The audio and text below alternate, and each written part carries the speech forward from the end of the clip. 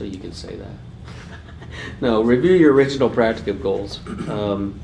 How has your practical experience helped you meet those goals? And this is Maddison Glenn.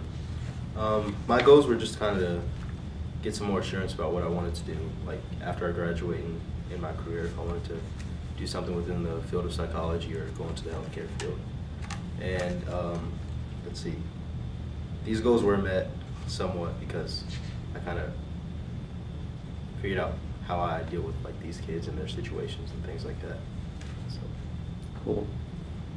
And what is it that you wanted to do that you think you want to do? I'm considering social work, but I'm leaning more towards like becoming a PA, so in the healthcare field. Oh, a PA. Okay. Do you think you were there any goals not met? Not really, no. Okay. Because I know part of it was the lack of students there too. Probably didn't help any, but whenever they left or whatever. But you had how many do you think you saw while you were there? Different ones. Let's see. Maybe a maximum of 12 kids. Oh, okay. So, Well, that's pretty good. yeah. Would you want to work in a similar environment in the future? Why or why not? I would, but not in the same capacity that, like, I don't know, I would like to interact with the kids, but also be like more administrative and, you know, accomplishing things, getting resources for them, things like that. How have you changed in the course of this experience? What changes were required of you? Really just to be more compassionate with the kids. I'm kind of like a little more of a stoic person, and these kids come from like many different environments and experience things that's unimaginable, and so like sometimes they may be acting out, but you know that's sometimes their way of expressing themselves, and you have to understand that and be able to work around that. So. Have time for it, make space for it. Yeah. What new insights do you have as a result of your practical experience? Well, from this particular practicum experience, you know, when you think about foster care kids, you don't really consider this part of the process.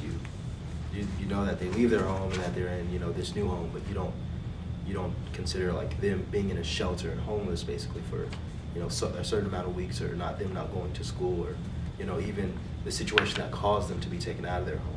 So that was definitely like a big insight for me. Right. Destiny gave in our social problems deal about foster care and how many times the kids have been moved, you know, multiple times, and this one kid in the video said, what did he say? Or you weren't there, sorry. It just felt like he was, I don't know, something like he was getting beat down every time he had to move, you know, to a different placement. 6.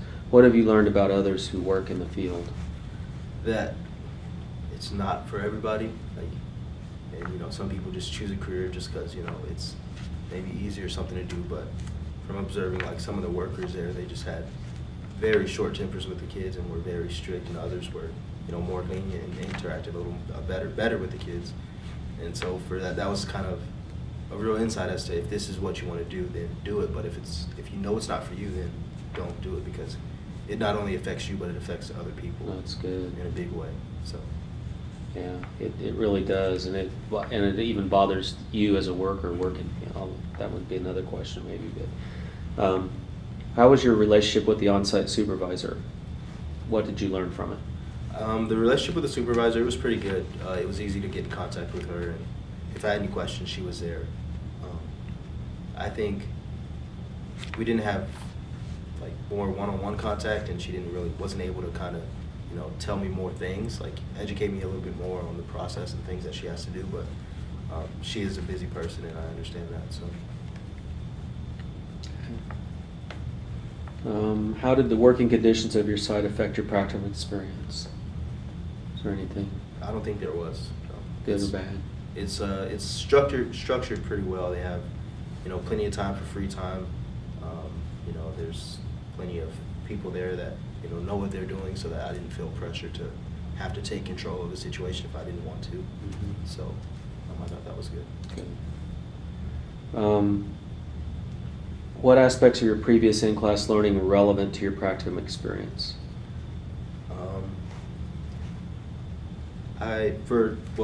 So from techniques of counseling, we kind of talked about like action plans and from like what do you want to do from there and things like that. And I got to observe a counseling session with one of the kids, and I guess it was like a social work counselor or something like that. She was just talking to him and kind of helping him express himself and things like that, and that kind of helped me a lot, just to see, you know, that there is people there that actually, you know, talk to them and they're not just, you know, they Right. Right. So, I don't know if I answered the question, but No, I think that's real encouraging to me. That's one of the purposes of this, is that you get to see the real stuff going on. Not just even having a guest speaker doesn't give you the reality of it, because you're there in the environment. So that's excellent. I'm glad. What aspects of your you did that one. Were you surprised by anything in your practical experience? Not really. Just like I was surprised by some of the way that people handled things. Like one person that worked there would handle something totally different than another person would. Like if one kid were to say something, one person would take it extremely light and kind of laugh with him, but another person would just kind of go off on him and, you know, tell him, you know, and restrain them. But and I was also surprised by the amount of resiliency that these kids had. Like as soon as they got there, like some kids had just got there probably a couple days before, but it had seemed like they had already constructed like basically a family. In fact, two of the girls were referring to a younger kid as their son, you know, and just kind of playing like house and things like that. I kind of found that extreme, like it was kind of encouraging, because even though they came from such a bad environment, that they kind of just still bounced back and were somewhat joyful at times. And, they were still able to laugh and giggle and play and things like that. So that surprised me, because imagining myself going through that, I would be, you know, completely just horrified and trauma. Like it would just be horrible. So. Well, and they, you know, it's kind of like they bounce good, because one of the things I used to congratulate some of the kids I worked with was for surviving. You know, the fact that they're even there and alive in some cases is probably a testament to the same thing, that they've learned to be resilient within those painful situations. But anything else you want to share?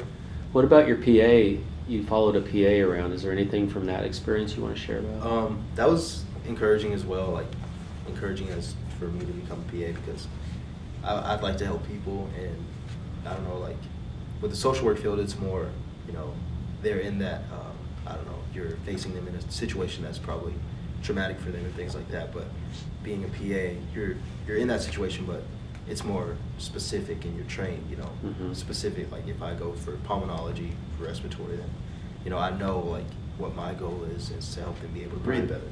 So it's not like some people picture doctors as just like no compassion, just extremely stoic, but there's a lot of, you know, interpersonal contact, not contact, you know, just like relations and joking and things like that just kind of made the environment really light. So, yeah. That's cool. All right, thank you.